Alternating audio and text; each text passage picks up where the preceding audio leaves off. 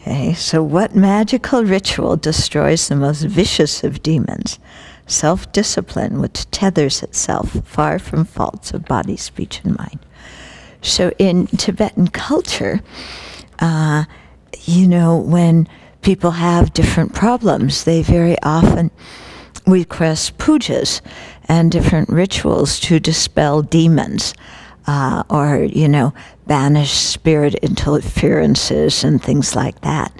And they do this sometimes when people have physical illnesses, when they have mental illnesses, definitely they do this kind of thing. And they do a lot of protector, kind of stuff in this way too. But what His Holiness always says is, if you don't create good karma, you can ring a lot of bells and beat a lot of drums, but nothing's going to change except your hands getting tired. Yeah. Yeah. So, I think he's talking here to the cultures where people like these kind of magical rituals that seem to dispel an outside agent.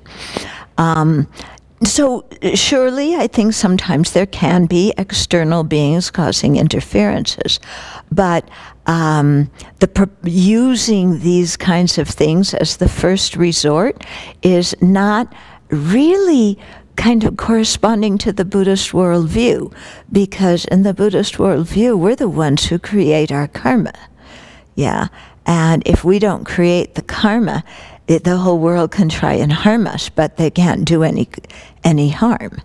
Yeah, whereas if we create the karma, then definitely something is going to happen. So that whole topic about karma is all about ethical discipline, isn't it?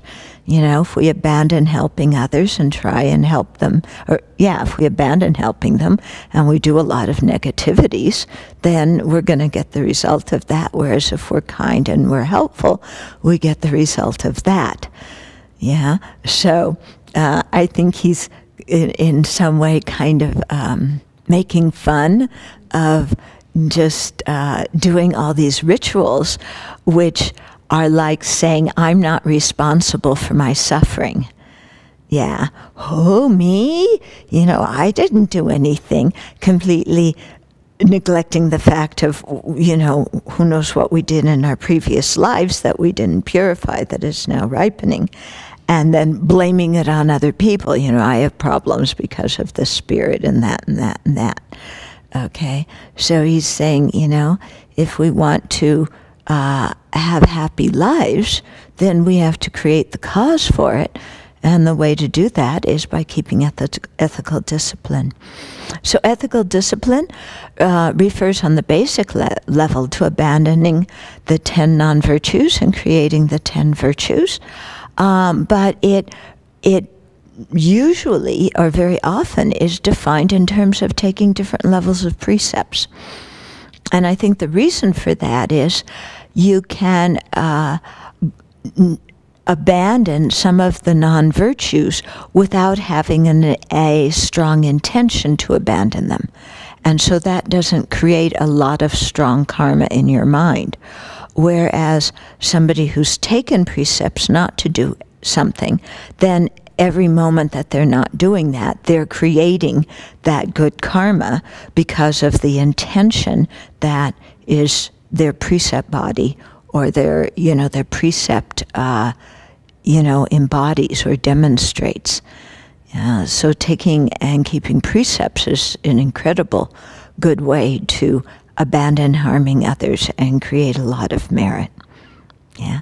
Also, because keeping precepts makes us much more mindful of the actions we want to do and the actions we don't want to do, and it really increases our introspective awareness to pay attention to what our body, speech, and mind are doing.